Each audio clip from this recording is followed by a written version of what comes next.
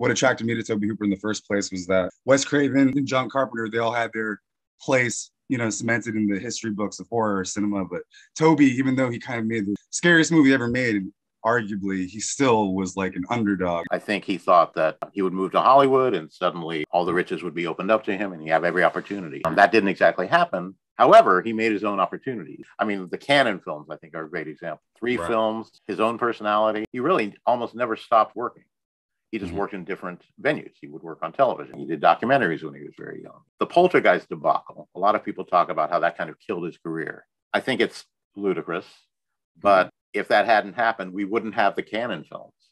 And I love the Cannon films. It's very likely if he got all the credit he deserved for Poltergeist, he might have again gone in a different direction. But this Cannon opportunity came about, and I think he seized it for all it's worth. And I love those films. And if they didn't exist, that would be a problem for me. For me too, yeah. He was still putting, a Life Force and Poltergeist level quality in these scripts. He would get like reaction shots that I think are very classic to like Tobe Hooper's signature, like hysteria, and he has all these touches that he infused into these smaller works. Yeah, I think his work with actors is really underrated. People don't appreciate what he brings out of them, the opportunities that he gives them. So I totally agree. He drew really interesting actors. A-list actors were interested in working with him, and they always seem to do something different. This is a larger point that I make about Tobe's work. Every film is different from the other. And to me, that's what's most interesting. Many, many mainstream film fans think about Tobe Hooper and they think about Chainsaw Massacre and Poltergeist, and basically that's it. And I think that if we can expand their horizons and get them to look at the rest of his catalog, that puts those other films more into context. You have a much greater view of what constitutes a Tobe Hooper film. It's not just Chainsaw, it's not just Poltergeist. It's this variety that he embraced. I think even is quoted as saying he always wanted to do something different.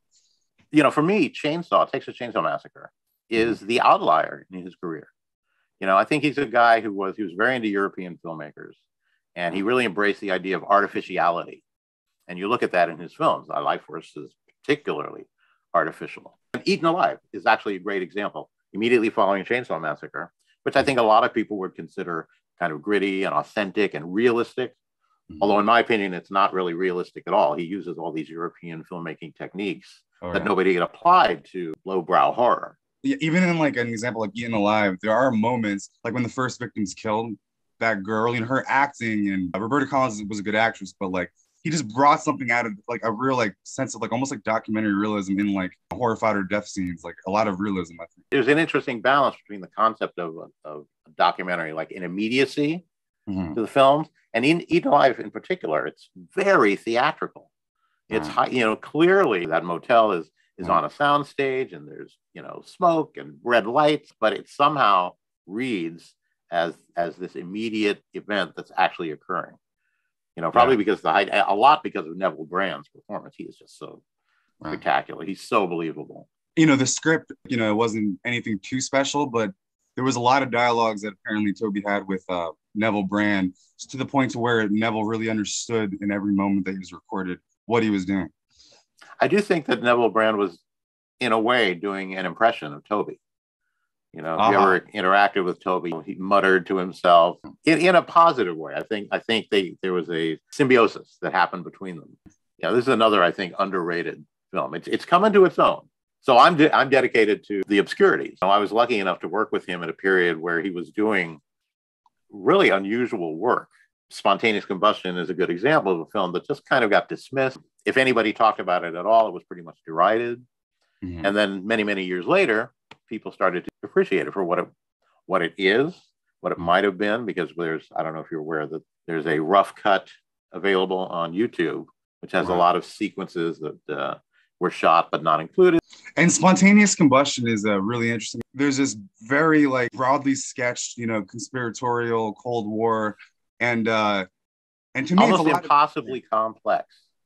Kind of ridiculously complicated, and even more so in the original version. There's so many more red herrings and different characters, and you're meant to suspect everyone. I can't question the choices that the filmmakers made, why they decided to go a certain way. And were those decisions kind of more influenced by like kind of Tobe's later judgments, or was it kind of the producers or a mixture? I do think the producers were nudging him a bit. I think they felt maybe it was too confusing, and that the ending as shot, there was this confrontation in Lisa's apartment, and he and him, and he goes up in flames, and there's, I mean, just considerably more. Yeah. And I think they felt that that wasn't working. I love the film as it is. Right. But I also love the film as it might have been. Right. Which could have been a whole different movie to an extent. Yeah. I mean, I'm very gratified that there's, rough cut footage on YouTube so people can check it out, especially Brad's performance, because he really goes over the top in those scenes. Right. And I saw the rough cut a few times. There's the scene towards the end that was cut, which has it's got like almost like white makeup on, and he just looks like he came from like another dimension. And he's talking about like how he can travel through phone lines, and he's asking her to join him, which to me is very Hooper-esque, because it's both, to me it's like satirical, but it's also very spooky, and the way he like tightropes that is very good, and I think that would have been a great scene. Yeah, and of course those scenes, they're lacking effects. In that scene he would have been, engulfed in flames while he's speaking, and so. One other thing I want to say about spontaneous, and this is true about most of Tobe's films, you could just eliminate the narrative and tell the story just through the color and the movement of the camera, because his camera breathes. It'll be in and out and in and out, and it might seem unmotivated, but somehow it gives the film a kind of organic life. And then the color is emotional. I don't know if the colors in that film in particular are pastels and pinks and blues and greens and all these flame colors. Their Life Force is another, spectacular example of these, crystalline, candy-colored, carnival-coated images that just evoke an emotion in you all by themselves. And forget the narrative, the acting, any of that. Just the colors themselves somehow affect you. He derives that from his own appreciation of motion pictures, as a young man and as he grew up. And everything I've heard about Tobe was that he was very, very detail oriented. When I talked to Martin Casella from Poltergeist, he was very adamant that Tobe was the one checking details and always like kind of like putting in these little touches that really add up to the big picture of the movie that we know and love. And he did that with all of his films. And Color is a very good example of where his mind was geared and how that would inform the overall surreal or realistic experience. It was part of his whole conception. He would speak to the costumer, the production designers, and colors would be so important to him. And if you ever got a chance to look at one of his scripts, you're talking about being detail oriented. His scripts are just laden with notes, constant diagrams and blueprints and notes. And in fact, regarding spontaneous combustion, he used a kind of a color-coded system. For example, if Brad's character was supposed to be at a certain level of heat, he'd mark the script with a yellow highlighter. If he was raging, then he'd mark the script with a red highlighter. That's one way to communicate to his actor where he'd like him to be. That fascinated me at the time. And it still fascinates me because I don't see a lot of other filmmakers working that way. Right. And that ties into the color in his films, for example, in Spontaneous, the really well shot, well acted, well written kind of confrontation between Sam and his nuclear father. It's all about, deceit and these very intense emotions and this kind of catharsis that's coinciding with the nuclear power plant coming online. But it's all shot in this very like a pale kind of like primal fiery blue, I think. Yes. I think what's interesting to me is that that's a very cool moment. I mean, he's about to explode, literally. Yeah. But the moment is very cool. It's blue. Maybe the calm before the storm is what's being suggested. And I love that the lobby of Olander's mansion is just these kind of cool colors. I think maybe that could reflect Lou's own cool, detached, clinical view of Sam. There's a lot of things going on all the time in Tobe's films, and that's what's interesting to me. He doesn't just point and shoot. There's a lot of planning. There's a lot of conversation. The significance of the checkerboard floor suggests a chess match, right? Kind of an end game happening there. And that's, it's subtle, but it's also obvious. And it's fun and entertaining. Tobe was not an overly serious person. He had a very sly sense of humor. And I think it comes through virtually all of his films. I can't think of a film of his that's really serious. You know, Right. even Chainsaw, which is hilariously funny in places. That is laced throughout all his work. It's there in Funhouse. It's there in Life Force. Absolutely. Right. He had a very sly sense of humor, a very dry wit, very droll at times. You know, was he serious? You know, it was often a question. Did he, you know? And I think it comes through all of his films because he cares. He, you know, he gives a damn. He loves the movies. I can't say this enough. He just loves movies. He loves making movies. No matter what the circumstances, he was all in. Right. You know, he dedicated himself to it. You know, even projects that maybe, you know, wouldn't benefit from that. Talking about color sensibility, the film following Spontaneous Combustion is another great example where red is such an important color to the story. And so it's withheld through most of the film. Most of the film are in earth tones and greens and browns and blues and stuff like that, except when the red dress rears its head and suddenly, and red is a very emotional color. Right. So his color sense is a through line for me through his career. If you just look at that, you know, his series of films from Eaten Alive, you know, lots of red color washes. Oh yeah. You know, and Funhouse, again, it's candy colored, it's carnival colored. The same thing with Chainsaw Massacre 2. I mean, the color, it's like a cartoon. The colors are so bright, primal.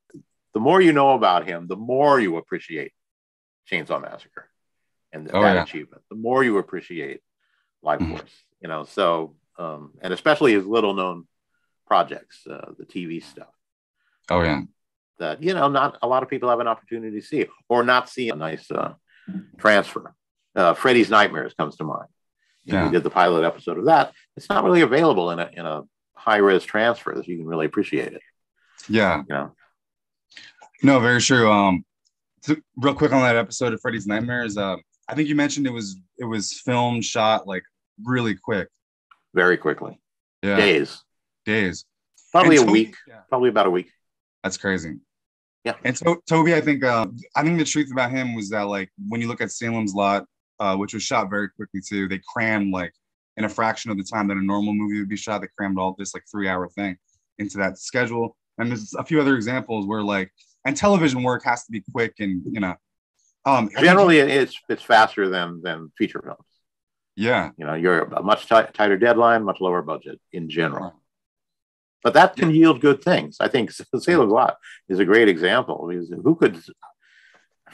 That film still holds up beautifully, you know, and for a television movie made in the mid 70s or late 70s to be so effective, so powerful and horrific and scary and fun, you know, all at the same time is quite an achievement. You know, for me, you know, I got to, I became familiar with Tobe Hooper when I first saw Chainsaw Massacre as a young boy. And Chainsaw Massacre basically kept me awake for 3 weeks. Yeah. So his name was emblazoned on my brain. And when Salem's Lot came along and I saw his name, I was very excited and I wasn't disappointed when I watched it. I mean, at first I thought that, you know, Chainsaw on TV, is this going to work? Yeah. But it's a masterful adaptation. I can't give Hooper all the credit for that. Right. You know, he didn't write the screenplay, but he adapted it beautifully. And he came up with so many unique effects. Yeah. I'm talking physical, visual, special effects. I'm also talking about camera effects. Right. That it still holds up. I watched it just recently, and it's so engaging. The acting is wonderful. It's scary, you know, and not just scary in a TV way. Yeah. So he pulled that off. He delivered the goods. Yeah. Yeah, absolutely. And it still holds up. Can you imagine? Oh, it really does. I saw it recently. Yeah. Yeah. And so yeah, these TV productions and these quick shoots, even Chainsaw, the first one, I think this kind of pressure on the set, something in Hooper really responded well to that, and he was able to kind of crank out diamonds in that. Usually. Yeah, I think so. He's very mindful of his surroundings and his resources, and he tries to master those resources in the best way that he can. He realizes that, you know, making a film, and I think this is why he loves it. You're manipulating people. You're You're getting them to do what you want them to do, you know, and everyone's different. And so you have to interact with people to get different results in different ways. Mm-hmm. And I think he always understood that. I think he loved that. It wasn't a challenge for him. Mm-hmm. I saw a few examples where he absolutely manipulated the situation, you know, to his advantage. Yeah. Just by being sly or being silent or walking away. Yeah. When somebody might expect, because you keep people off balance and somehow it sparks something different inside them. Right. And he says in interviews, a few interviews, for the example of the first Chainsaw, he would say kind of to an extent wanted the cast to hate him. He wanted them to smell bad and not change their clothes and like just not like each other. He wanted this intensity that you could, the heat, all these things that you can feel watching it. I do think that similarly on Chainsaw 2, you know, it was part just fortuitous because of the nature of the film, because you know, Life Force hadn't really performed, and Invaders, you know, they didn't anticipate it was going to perform, so they chopped his budget in half. Right. They did the same thing for Invaders. Invaders was meant to be budgeted at the same level as Life Force, basically, but Life Force tanked financially, and so they chopped the Invaders budget in half. And subsequently, they chopped Chainsaw 2, the budget, in half. Mm-hmm. But somehow that lit a fire under him. Right. You know, I have less time, I have less resources, I have, you know, and I think he understood that the circumstances of making the first film, the heat and the time factors and all of these obstacles to overcome worked to the film's advantage. Mm-hmm. You know, I don't know if you're aware of this, but the last day on Chainsaw 2, in record heat in the middle of a Texas summer was like 26 hours. They shot for 26 hours. Crazy. Because they had to roll out. Yeah, exactly. You know, but I think he embraced it. I think he loved that. The same thing happened on Chainsaw 1. Could it, yeah, real quick, could it have been that scene where the way it actually ends in the film where they go to where the grandma is and they have that confrontation? Oh, you mean with Bill Moseley up in the tower area? Yeah. No, the last scene. Now, I wasn't there, although I had a good friend who was there. And I'd like to mention my good friend, Eric Lasher, who was basically Tobe's photographer for many years. Oh, nice. That's how I met Tobe, and I got on Invaders of Mars. Together, we pitched the idea to, you know, shoot video and write a book about spontaneous combustion. Right. So we became, you know, like a tag team partner. Yeah. But I believe on Chainsaw 2, I think it was the equivalent of the dinner table scene. Yeah. You know, where Grandpa comes in and got the hammer and Caroline's in the bucket and all of that stuff. I believe that was the last scene shot. And that took, which is exactly what happened on Chainsaw 1. The dinner table scene was the last thing they shot. They shot forever. They shot for close to 24 hours on that. Yeah. And that's something, you know, I think that's how he evokes the madness. You know, he literally makes people crazy. Yeah. And he captures that on film. Yeah. They really look, first of all, before I forget it, I love that detail of during the Chainsaw 2 dinner thing when you see not only is a woman screaming, pleading for her life, but you see the rat like kind of like freaking out, trying to get away. That is brilliant. But they do look, the actors look like they're really being put through it. And even that scene where Bill Moseley is chopped off and the girl had the confrontation, they look like really like crazy. They look like they've been through hell. So I think it adds a lot of weight to what they're doing. Like there's like a real palpable kind of like almost insanity that's exciting and thrilling as a viewer to watch. I think there's something, you know, I've never been, but I think there's something special about Texas and the particular brand of Texas madness. Right. And, you know, Chainsaw 2 were both shot under difficult conditions. It was extraordinarily hot. You know, the underground cavern was built in a building, you know, in an old newspaper building, I believe. Yeah. And it was hot. There was no air. There was no, you know, air conditioning or AC. It was incredibly hot. You know, they had to come outside, you know, in the 100-degree heat to cool off. That's how warm it was inside. So that just something, it gets into your brain. And that madness, and what some people have described as kind of a disjointed quality to Tobe's work, which I think is a positive.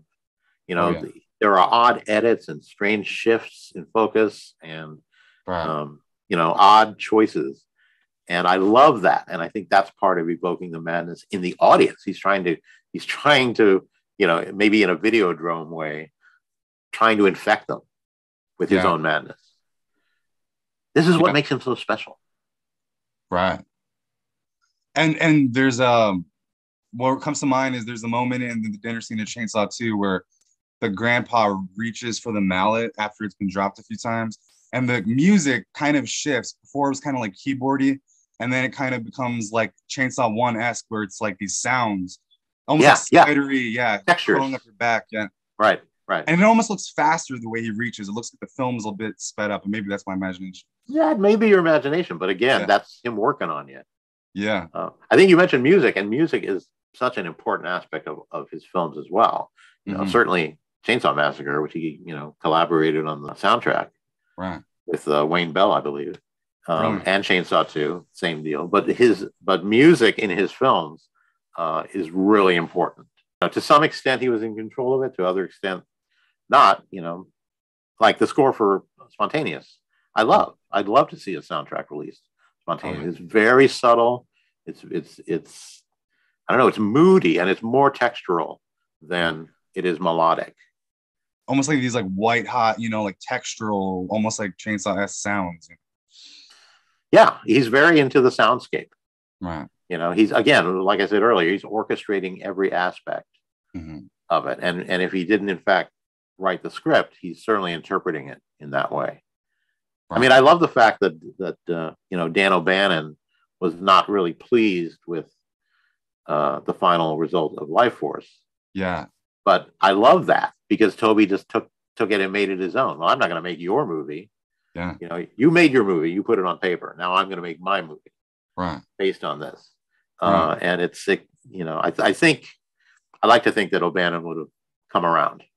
Yeah. On Life Force. I'm really hot on Life Force. I know I keep repeating it, but it has, over the years, kind of supplanted Texas Chainsaw Massacre as my favorite Tobe Hooper film. Me too. It's so unusual. It's so unique. I mean, there's not a film, there's not another film even remotely like it. Right. And that's an achievement in and of itself. And then the fact that it's zany and moving and entertaining as all hell. Yeah. It never stops. A friend of mine, Scott Holton, was a publicist, and he was the post-production unit publicist on Life Force. He told me that when you're up at night, flipping channels, looking for something to watch, this is the movie you're looking for. And I thought, that's great. That perfectly encapsulates what it is. Oh, yeah. Yeah, that's a good way to describe it. And it's very interesting because first time I watched it, I liked it. But I was like very sure that Chainsaw 1 was like, the inscrutable masterpiece. And that's my favorite Hooper film. Yeah. But Life Force is really, a lot of, flopped when it came out. But in a way, it is a very audience-conscious picture because some people describe it as like a almost, I will describe it as like a, I don't want to say like a 5-car pileup of genres because it's like crafted in a very special way. That's actually a great, I love that. Yeah, it's like this mashing of, and it works. And it's like a ride the way Chainsaw 1 is a roller coaster ride, but there's different sensibilities, different loves and passions that Hooper's expressing, so. Well, you can see all the influences are right there on his sleeve, right. But he's doing different things with them. He's subverting them at virtually every turn. If you've never seen the film, I don't think you can anticipate what's going to happen. No. And I think when people first see the film, when it first came out, virtually all that anybody talked about was the nudity. Yeah. It was Matilda May and her being just so brazenly nude. Right. Which was simply not done. There would be a little nudity, but it would be oblique and, it would be tantalizing. In this way, it was just like right out there for you. Right. And to me, that's the most subversive thing about the film. Yeah. He's like, okay, here, we're going to titillate the 14-year-old boys, and then we're going to bore them. They're going to be so bored by seeing tits that they'll be caught up in the story. And I think that's what happens. Yeah. It's brilliant. I mean, I could watch it forever. If I had to choose a film, that I could only watch forever. That would be the one. Yeah, and that's a good one to choose because there's so much layered into it that you can pick up on in multiple viewings. But initially, I remember my first reaction was, "This is good," but it's like a little talky, like almost like a play. But to me, that's like its real advantage because it does have the spectacle, it does have the adventure. It's almost like it's very much in parts like the ending, and it's very much like what you could always imagine Hooper could have done with a big budget. You know, he kind of does it in Poltergeist, but then it's also got this very philosophical heart that's like very intellectual. Yeah, it's great. I think it's, I could talk about it forever, but it's a film that's about sex, but there's no sex in it. I mean, there's kind of eroticism, you know, and oblique references to, you know, all manner of different sexuality, but there's no sex in that film. There's no romance in that film. It's like sex as like a real painful drive almost, the way he's compelled Carlson. Yes. Well, first of all, I think sex underlies a lot of Tobe's films, and specifically the canon films. I call it the Sex Trilogy.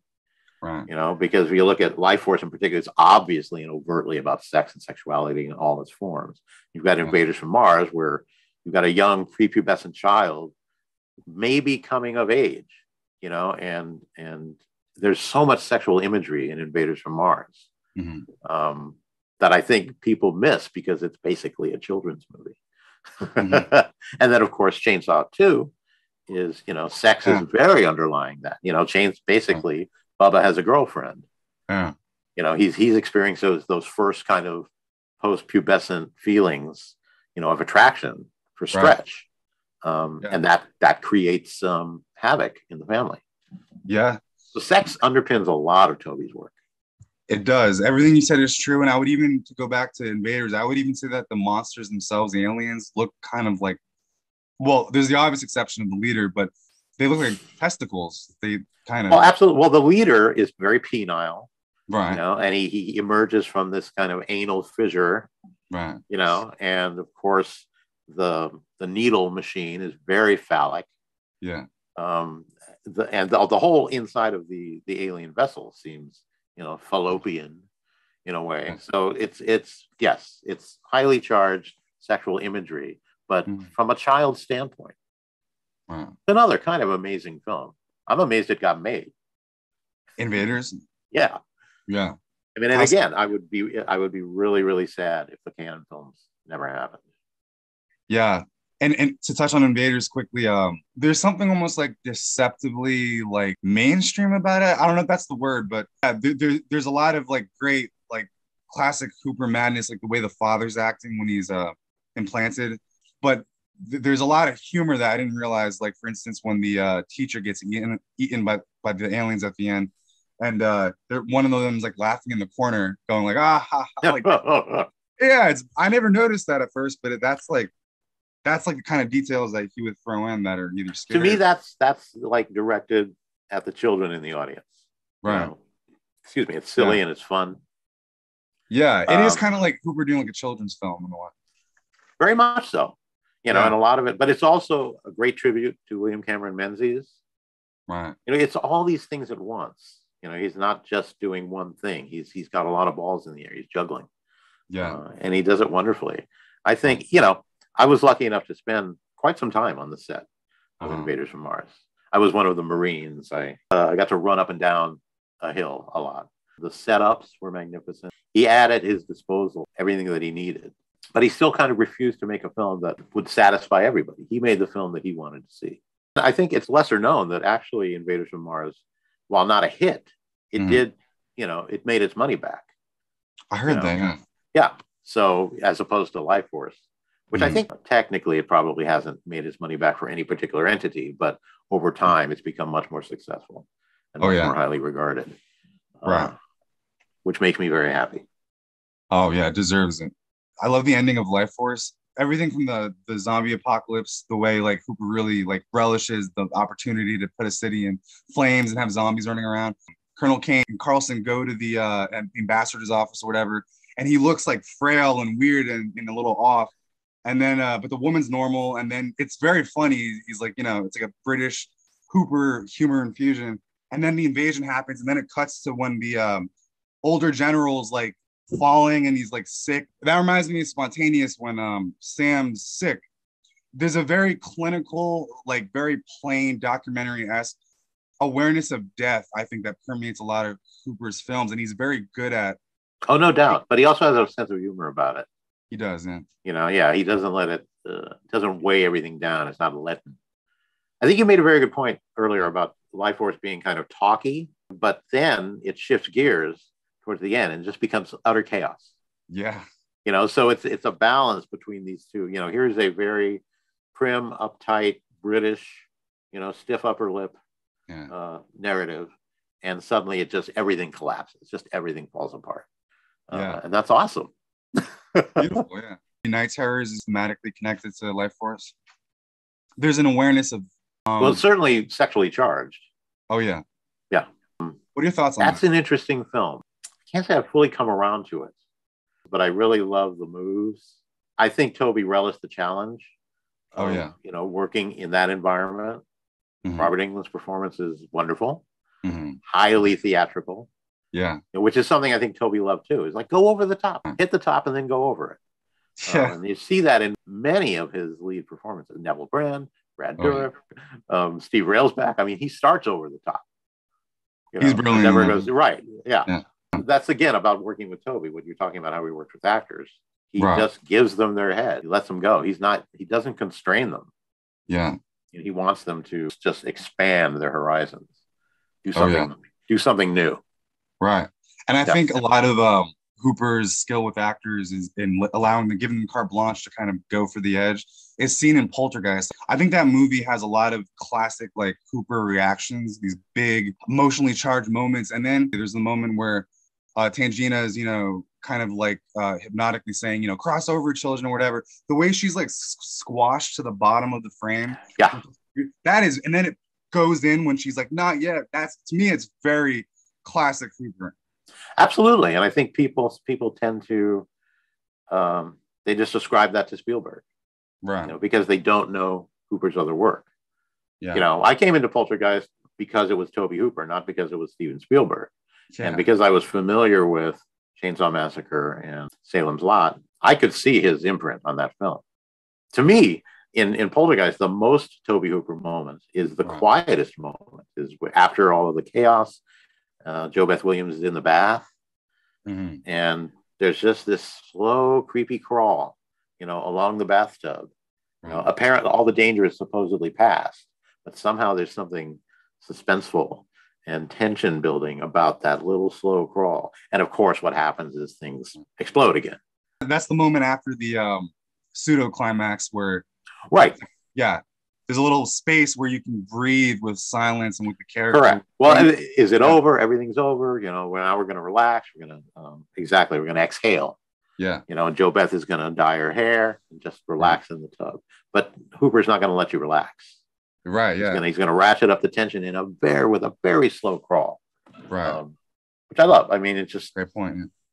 I mean, I don't want to get into it, but I don't think there's any question that Tobe directed that film. And I think any conversation to the contrary is just a waste of time. Oh, definitely. Yeah. To kind of branch off on that visual sensibility, in Chainsaw 1, there's a moment where the van crosses when the hitchhiker gets in, and it's like squashed to the bottom of the frame. You see this gorgeous vista of like, you really get a sense of Texas. That was a Hooper shot. Yeah. Big sky. Yeah. Low horizon. Right. Yeah. And it's like a painting. Oh yeah. Painting. But it's the dynamics of that. It's compare that shot, which is huge and expansive and shows, you know, a enormous vista with those insane close-ups of Marilyn Burns' eyeballs. Yes. You know, just compare that. You know, that in the same film is kind of crazy. It's really, and he's got every manner of dynamic in between it. And I say Life Force is my favorite, but Chainsaw is like lightning in a bottle. It'll never happen again. I consider Chainsaw not only one of the greatest horror films ever made, but certainly one of the greatest films ever made. You know, he had a few bucks and an intention and a group of like-minded people, and they did this thing, and it changed the face of cinema. The segment I that's in the Body Bags anthology. Yes. to me, that evokes that chainsaw version of incarnation of Hooper, because to me, I think he outshines Carpenter. I think he had a better script than what Carpenter was given. Yes. Yeah. And he really like gives it this kind of due nihilism and sense of it's a little over the top by nature, but it's got this like rawness that I think is very reminiscent of Chainsaw. Yeah, I think that's another good example. You know, Mark Hamill's performance is extraordinarily overwrought. You know, he's really, you know, excitable, and that's a trademark, I think. And a lot of people don't like it. They think because the overt artificiality of it. And to me, that's part and parcel of what Tobe does. He embraces the artificial. Yeah. I mean, quite frankly, you know, there's no more artificial. If people think of Chainsaw as, you know, realistic or naturalistic or documentarian, I think it's the most artificial film he ever made. And he manages to fool everybody, to make them think, oh, this is really happening. This is immediate. This is a documentary. It's grainy. It's grimy. It's, you know, but if you look at it, step back, it's really an art film. You know, every shot is thoughtfully framed. And there are these lovely camera moves that you would never have in a documentary. You know, but somehow he convinced the audience that this was really happening. Through these artificial means. So it's a great piece of misdirection. It's an illusion. You know, and he was a magician as a young boy, I believe. And so he recognizes that film is an illusion, you know, that everything's a cheat. He actually told me that to my face. Everything's a cheat. I pointed something out on the set of I'm Dangerous Tonight. There's a moment when Wanda has been buried and Amy's gone out to visit the gravesite. And down, there's a shot from above looking down towards the gravesite. And you can see the grave. And it's not the grave. It's just a piece of black cloth that they laid on the ground. And I was like, Tobe, is that going to read right? He's like, everything's a cheat. He's right. You know, you look at the film, nobody would ever even think twice as to whether or not that's the grave. Right. Exactly. And he know, you know, he's just accumulated all of these tricks of the trade that he can apply or disregard or come up with something new. He just loved coming up with something new. If somebody explores his whole catalog, you'll discover a lot, and you'll see echoes and resonances between the films and the projects. That it's thrilling. And a great example of misdirection, what comes to mind is Ian Alive, when great actor, what's his name? William Finley? Yeah, William Finley. Yeah. When Elmer Brand raises the thing once more, about to swing down, and then he close up of him screaming, and then it cuts, and then you see from behind the alligator comes, and that gets him from behind. So it's like a misdirection of your attention here, and then it's like, nope, it's over here. Yeah, he loved that. Robert Englund's makeup in The Mangler is completely artificial, highly theatrical. Nobody's going to believe that that's actually him, but that doesn't matter. This is what I mean about Tobe embracing the artificial. He's like, okay, we know this is fake. Okay, we know you're watching a movie. I'm not going to try to convince you that this is reality. It's like Peter Pan and the strings and all that. You know, the strings are there, but you choose not to see them. I think it's the same thing with a lot of Tobe's work, because like you can see that it's concocted. I think that's the whole point. It's through a glass darkly. It's looking at something with a skewed perspective. Like his example to make the photojournalist character who's supposed to be like 100 years old, choosing a young actor to play that. It's very like 1 foot in reality, but 1 foot is very off. That's a great example, that they had an actor who was supposed to show, and that, you know, he didn't show, and Jeremy Crutchley was on the set. I think so. And he stepped up, and he did brilliantly. And there's something about that kind of doppelganger thing that adds resonance to the movie. A movie which is basically a silly frolic, you know, a goofy, gory entertainment. I think like Night Terrors took itself way too seriously and didn't I think live up to that whatever potential. Yeah, there's not a lot of humor in that. No. But The Mangler really, even though it seems silly, and I think that's why it was so dismissed, because by the premise, there's so much in it that's like, to me, emotional, and there's layers to it. Oh yeah, absolutely. I mean, I think a lot of people were upset that it was taken from a Stephen King short story, but it doesn't adhere to the story. It definitely goes its own way. People, they have these initial reactions. Oh, this is fake. Oh, this is stupid. Oh, this is, you know, ridiculous, so I can't accept it. So just say, yeah, okay, it's ridiculous. I accept that. And you'll gain a lot from the experience. I just think people are programmed to perceive certain films in certain ways. The horror films are lowbrow. Dramas are highbrow. I just don't think that's the case. No. Or horror films need to be deadly serious. And Hooper was never good about being deadly serious. No. Like the moment where the photojournalist, I'll just spoil it, he coughs up blood into the camera. Love that moment. That's a brilliant. And then the way he's acting before and after that moment is very much like a real, like I would see a real old person getting sick, and it's scary for that. It's literally in your face. Literally, yeah. I don't want to give Tobe credit for every aspect of every one of his films, but I think he deserves the lion's share of credit because he's a true auteur. I say that all of his films are different from one another, but somehow you can still tell this is a Tobe Hooper film because it has this sensibility, this attachment to madness, this sly wit about it, which is really unexpected from lowbrow horror. Right. I want to ask if you noticed this. I think it might be a bit obvious in the Funhouse, I think. But there's a moment where, remember that creepy old woman who's like wandering the derelict in the Funhouse? She's kind of like... Yeah. Do you remember the moment where in the foreground, the script's unfolding and Amy, or I think her name's Amy, and her friend are talking. In the background, though, on the carnival grounds, you see that creepy old woman. She's back and she's like looking at them, like creeping, like just, watching them.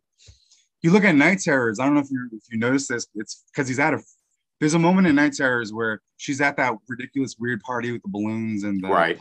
Yeah. To me, it's just a simple scene, but then I watched it a second time in the background.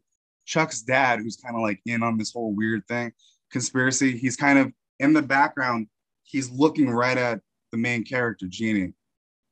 When a balloon raises, you see his face and he's staring. That's the same kind of thing as the Funhouse. And that is an example of Tobe and his demented sensibility, like really breathing it into these weird scripts. It's his whole, he has a sense of visual balance that lends to the creepiness. He's just got a great eye. It's unfortunate that on some films he didn't have as much editorial input as he might like to have had, because if you look at Chainsaw, which he basically edited, it has a lot of flourishes that you don't see in some of his later work.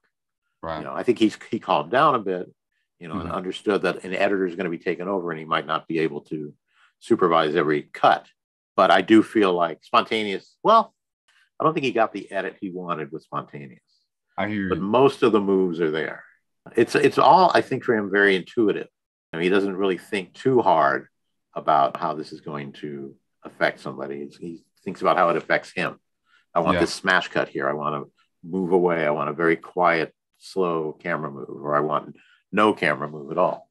There's a wonderful shot in Spontaneous Combustion where the Sam character is in the doctor's office and he's going through the files and he's like looking up to make sure that nobody's there. It's just the doorway out to the outer office and nobody's in the shot. It's just a wonderful suggestion of a quiet moment of tension. Oh yeah. I think Roger Corman mentioned to him, he thought the scariest thing to do would be to film in a closed door or like an empty hallway or something. There's this kind of tension. Yeah, it's the quiet moments. It's the dynamics, really. You have the frenzy, and then you got the quiet moments. Yeah. You've got a packed frame full of activity and color and movement, or you've got an empty frame, where there's nothing happening. Right. He started making movies at a very young age.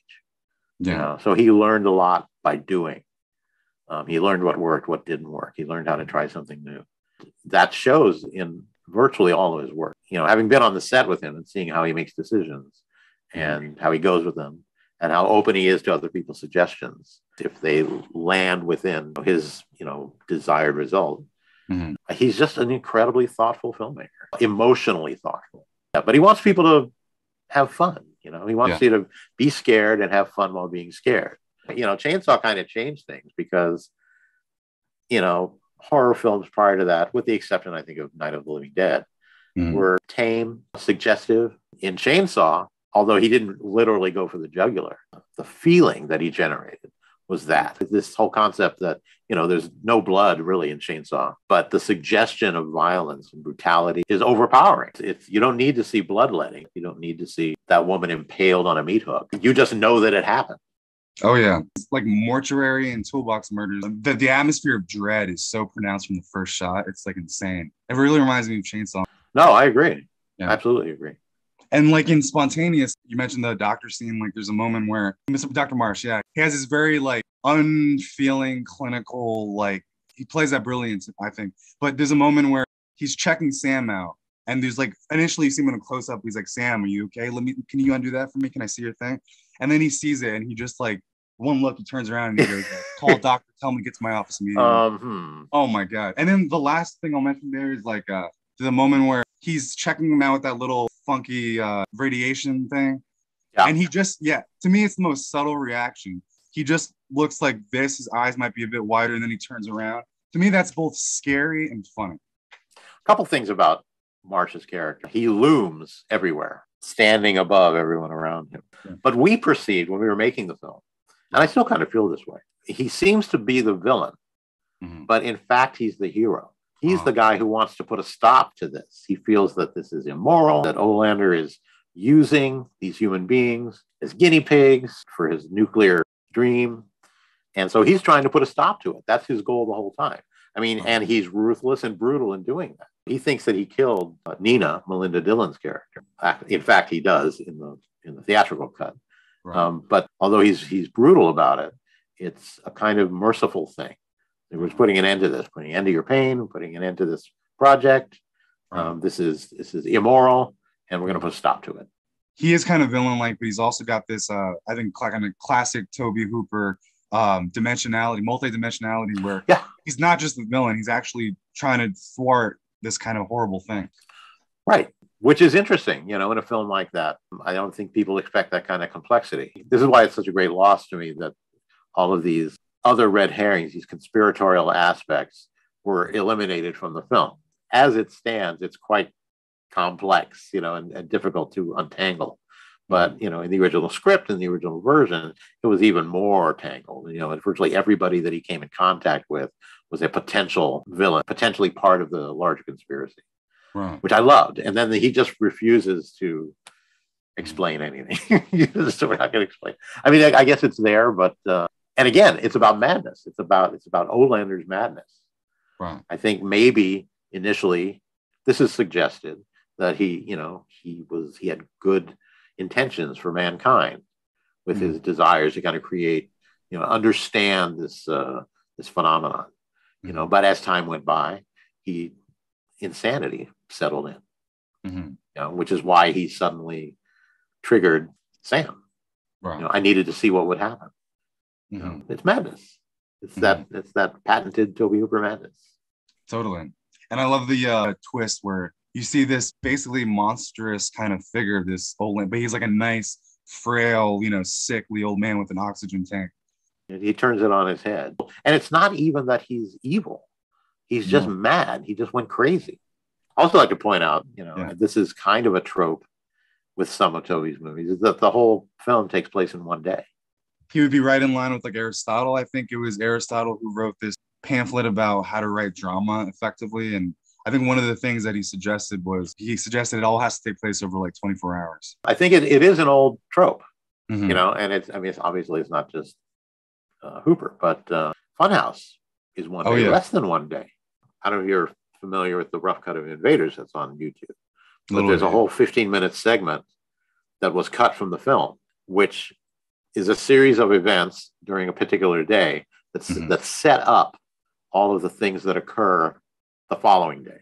Right. Where he meets the general and he interacts with the school teacher, and the whole coppers thing is established. His obsession with outer space, and so all that's established in this 15 minutes that was eliminated from the film. So that it kind of intrinsically changed the structure of the film. It should have been, here's this 15-minute setup, and then here's the payoff, all that stuff. And the suggestion is that he had a series of experiences on a day, and then it transformed into this dream, this nightmare. Right. Because, of course, at the end, he wakes up, as if everything were a dream. Right. So I think structurally that was a bad choice. I mean, I know why they did it. They cut it because it was easy to cut. It would shorten the film, means they could play it more often in the theater. I mean, I love the film as it is. This is another thing. You know, you can cut Tobe's films to shit and they're still wonderful. I once had a conversation with Tobe. We were talking about movies and this surprised me. He said that, you know, I've never gotten more than 80% of anything that I ever wanted. Even Chainsaw. And Life Force is a good example because the theatrical release was so truncated. There's like moments of like, you know, Eggshell's first like film. I'm not sure if he got 100% in that movie, his vision, but like I do know there's a real psychedelic momentum and a grace to it, and all these weird, illogical, dreamlike things, like with the balloons, you know. For some films, it might be a detraction, but I really like the episodic nature of Eggshells. How there's this, here's an episode, here's the party, here's the wedding, here's this paper airplane.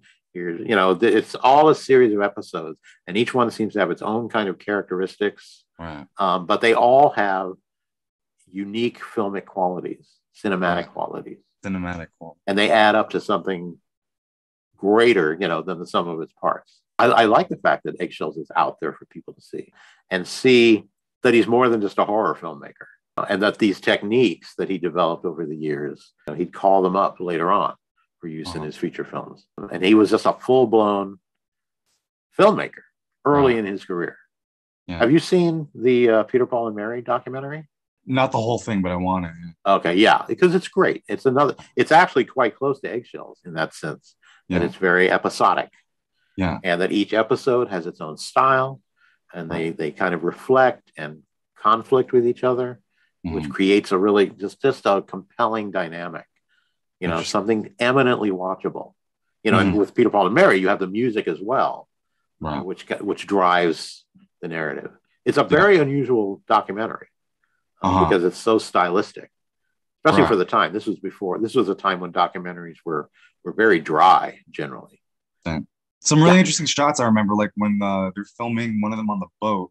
It's just Tobe on one side of the boat, and I think it's Paul on the other side of the boat. And he's just rowing, and I mean, it's just one shot. You know, the camera doesn't move except to the extent that the boat moves, and it's lovely. It's contrasts quite starkly with, for example, the concert footage or the protest footage on the streets. You know, and I think I could use this term to refer to many of Tobe's films, and that is kaleidoscopic. Did you ever see the Down Friday Street? His like short film? Absolutely. Only recently, because it was only recently made available. It's got a narrative where a lot of experimental films did not have. You know, he is telling a story through kind of a series of images that he's manipulating. But it's, you know, aside from that, it's just super kinetic. It kineticizes the almost like the mundane. Like what I see is like him in that film. I see him doing what he does in later films, which is breathing real texture and depth into these sensitive, quiet spaces that in his horror films would really, like you said about in Poltergeist, that shot. It's dynamic. It's slow. It's fast. It's close. It's far away. It's quiet. It's loud. Like a conductor, he orchestrates all of these elements, you know, in every film in a new way. Even before I met him, he was one of my favorite filmmakers. So it was a real joy. Get to meet him, get to know him, work with him, hang out. I'm so sad that he's gone. But people are coming around. I see the fan base expanding kind of exponentially. A good example is I'm Dangerous Tonight, you know, just released just this last month, released on Blu-ray for the first time. We're talking about a 30-year-old TV movie that got a really jam-packed Blu-ray release. Beautiful 2K master. Interviews with the director of photography and one of the stars. It's great. And I think it will fill in a blank in Tobe's career for some people. You know, they may know this film, they may know this film that came after, but he did this in the middle, and it's different, and yet it's clearly his work. Have you seen this disc? Have you looked at it? I know you got it. I was about to mention. So I bought both. I bought the book. I bought your book, which on the account of the making of I'm Dangerous Tonight. Really detailed. You mean this book right here? That one right there. One? That could be it. Yeah. Who is that guy? That is a really great account of the making of very detailed and very fly on the wall, which is great. And the Blu-ray, I only saw the movie once before on the internet. Very bad copy. Of course. Of course. But this Blu-ray really breathed new life into this movie. And isn't it shockingly beautiful? Very beautiful. You know, and the fact that color is so important to the film makes it so much more important that you have a really good print to look at. It's a lovely film. I mean, I'm biased. I was there every single day, but I love the performances. Machen Amick, Arlie Ermey, Anthony Perkins, just being able to stand there and watch Anthony Perkins work. Right. A real legend. Yeah. And again, it bears out that idea I have that all of his films are different from one another. When you look at Spontaneous and then you look at I'm Dangerous Tonight, two films that were done back to back, and they couldn't be more different from each other. No, they couldn't be. I'm Dangerous. It's a very sexually charged movie. It kind of plays with the idea that Life Force does of the female being kind of the one really in power. Yeah, you know, somebody else pointed out to me that I'm Dangerous Tonight, where she is really put upon. It's a very feminist film. Mm-hmm. You know, she discovers her own power, and she's not allowing herself to be defined by the men in her life. Her boyfriend, you know, at the beginning of the film, she's constantly being taken advantage by everyone, and by the end of the film, she comes into her own and takes charge, which is a real joy to watch. You know, it is. Yeah. You know, we were talking 1990. And it has a lot of interesting things to say about toxic masculinity, the male gaze, and you know, all of these things that you might not expect from a TV movie. At the moment where they're walking back to their cars, and she's like, you know, can you watch me? Sure. And then can I watch you while I go to my car? That is a really good scene and really pertinent to the way times were and the way they're always, you know, kind of are. It's also beautifully set up because she's walking down the pathway and she hears footsteps behind her. She's, you know, alert to that, and then it turns out to be the librarian. You know, so the tension is released, and then she sees the librarian off, and suddenly there's Anthony Perkins. You know, he just kind of appears in the frame. So it's beautifully orchestrated. He got so much out of that film in such a short time. Yeah, and that was like less than 3 weeks, 2.5 week shooting schedule. It's crazy. I think. Yeah, it's totally crazy. Mm-hmm. You know, I'm really happy that my behind the scenes footage is on that Blu-ray. Yeah. I don't know if you've watched that yet, but it's really, it's a delight, I think. I mean, for me, you know, it's a home movie. There's that. And then there's a good interview with, I think, Levi Isaacs. Yes. Yeah. Who talked about not only what he did on the film, but the way Tobe Hooper was and I've heard this from a lot of cinematographers, that he knew what he was doing without the cinematography, that he had a very good, keen sense of lenses and things like that. Yeah. Well, he had done everything. You know, he was one of those directors who could do any job on the set. Mm-hmm. You know, he could run sound, he could be the production designer, he could, you know, run camera. He often did run his own camera very early in his career. So yeah, he was very well versed. Right. Which means he could be spontaneous. Mm-hmm. He could say, "Oh, let's try this. Let's try something different." Even on a tight budget, you know, financially and time-wise. Mm-hmm. I'm Dangerous Tonight. He was like, "Oh, let's try this. Let's try this. What do you think? Should we try this?" I don't know. In the behind the scenes stuff, there's a great shot of him and Levy kind of coming up with a shot. Yeah. You know, where the camera moves in to focus on the newspaper and the newsstand thing. But that's a really good example of how he said, "Well, let's, you know, I had this in mind, but why don't we try this?" I wish I could convey how, you know, interesting it is to be on a set with Tobe Hooper. It was sometimes intense, always productive, lots of laughs, lots of smiles. Speaking of Life Force and smiles, I just wanted to point out that film is hilariously funny to me, but there's not a smile in the film. I mean, everybody is just deadpan. Everybody is just straightforward. And for some reason, that's more hilarious than if they were behaving normally. I just love the fact that it's just so dry. Right. It's so Tobe. Some of his best work is actually on television. I think. Agreed. Yeah. Once you delve into his other work, his very obscure television work, a lot of it holds up really well. And he did a lot of pilots, so he was kind of the one chosen by these. I found that interesting that he was the go-to guy. Taken is extremely sure-handed. That's Dark Skies, extremely sure-handed. Very good episode. Nowhere Man, I think terrific. Amazing Stories is something everybody should see. I think it's the best episode from that series. It's twisted and odd. Features James Karen and Lorraine Newman, a couple of his, repertory players. What I wanted to say about is films that I don't think get nearly enough attention, and that is Toolbox Murders and Mortuary. Right. Again, a really good example of two films that were shot back to back that could not be more dissimilar, you know, in tone, in approach. And I think Toolbox Murders is really an undiscovered masterpiece. Me too. I think it's so great. It's really old school, you know, return to form for Tobe. And it just kind of disappeared. You know, I think it's there since his death, unfortunately, more people have been discovering that film as well as his other films. And so I think the appraisal of Toolbox Murders has grown. Mortuary, much less, but people are seeing it and appreciating for what it is. A very bizarre film. It's very funny. So I urge everyone, if anybody's listening, see Toolbox Murders, see Mortuary, see Gin. You know, this is another film that I think is going to take some time for people to come around on, but it's quite wonderful. And it's very different from anything he'd done previously. When Toolbox Murders came out, I think it got like a standing ovation. It was released very limited, but it's deceptively good. It's like you see the poster and then you think, oh, you know, the font's kind of corny. You watch the movie, that's like a real movie. That holds its own, I think, is some of the best of the 2000s horror film.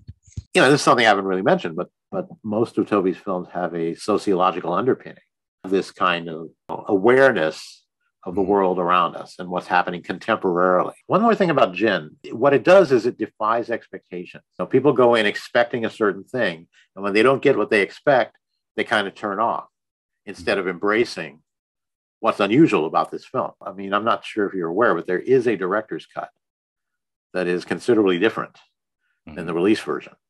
Much darker too.